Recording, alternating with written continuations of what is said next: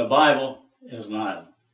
Now I'm teaching you Holy Ghost things, spiritual things. So when Zacharias was burning incense in the temple, he was there and an angel appeared to him and said, your wife Elizabeth will conceive and they'll have a son. And you call him John. Well, he said, how can that be? And he got in trouble with the angel and he couldn't speak until John was born.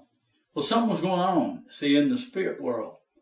And then a virgin, she said, how can I be with child when I don't know a man? He said, the Holy Ghost will come over you and you will conceive and your son's name will be called Jesus.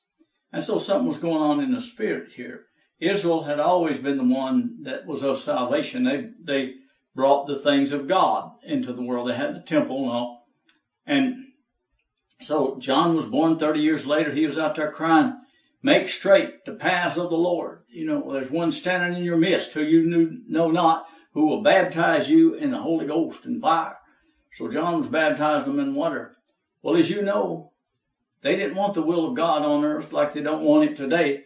They cut off John's head, Herod did, because this young lady danced before him, and they nailed Jesus up to a tree. Okay, there was God. Now there went the two men that was representing God.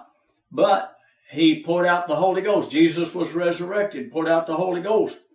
And so you say, hey, there's still God on earth because there and he's been with the Holy Ghost, right? Peter and John and James and Matthew and all of them were out and they was teaching and preaching. Paul was gone to the Gentiles. And so the Spirit was still doing things. Okay. Now, if you'd got up 70 years later, you couldn't have burned incense in the temple because they tore down the temple. They scattered the Jews throughout all the world.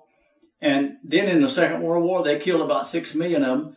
The people that's in Israel now, they don't even call them Jews, they call them Zionists.